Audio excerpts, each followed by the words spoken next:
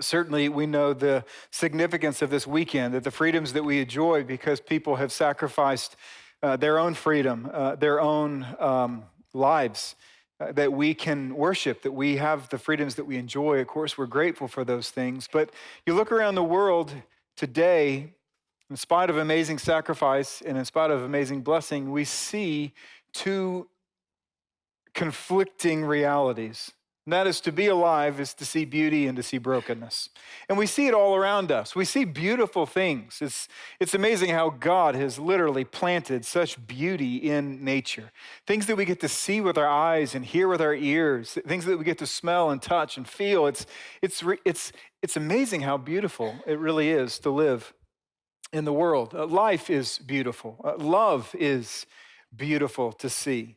Self-sacrifice that we celebrate, that we pause, that we give thanks this weekend to say people chose to use their strengths and to sacrifice their own freedoms and their own comforts that we might be able to be blessed. That's a beautiful thing. You see courage and creativity. You see all kinds of things such as endurance and mercy and compassion. When we see these kinds of things in the life, man, God is literally, He has woven so many beauties into the human experience. And yet, you look around the world today and you also see some pretty stunning brokenness. Of course, we see it in our own lives when we look into the mirror. We see it in our own families. We see it in church. We see it in our city, in the world. We see it everywhere. Even today, there's still a war going on in Ukraine.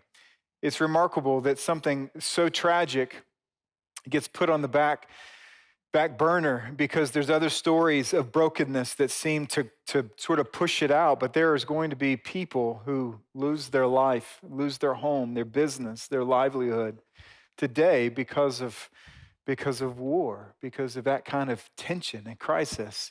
And you look over the last few weeks and we've seen these absolutely abhorrent realities of people being shot and killed. You think 2 weeks ago, a man driven by racial hatred walks into a grocery store and kills 10 people. This week, those funerals were taking place. And then this week, a young man walks into a school and into a room of second, third, and fourth graders, shoots 19 children and 2 adults, kills each one of them. You look at this kind of brokenness in the world, and it's ugly. It's terrible to look at. And we think, yeah, the world is terrible, but here in this sanctuary, and then you look in the world, and what we find is even in America and around the world, there's brokenness, deep brokenness within the church as well.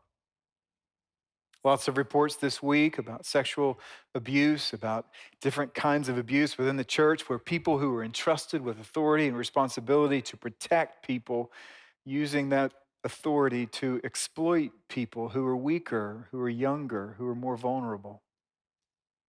And then the response to those things sometimes can be not only inadequate, sometimes they can be corrupt. And so we see all this brokenness in the world, even though we see all this beauty in the world. And it's important from time to time for us just to recognize what's happening. And instead of simply pushing into the text this morning, I want to lead us in a moment of prayer for these things.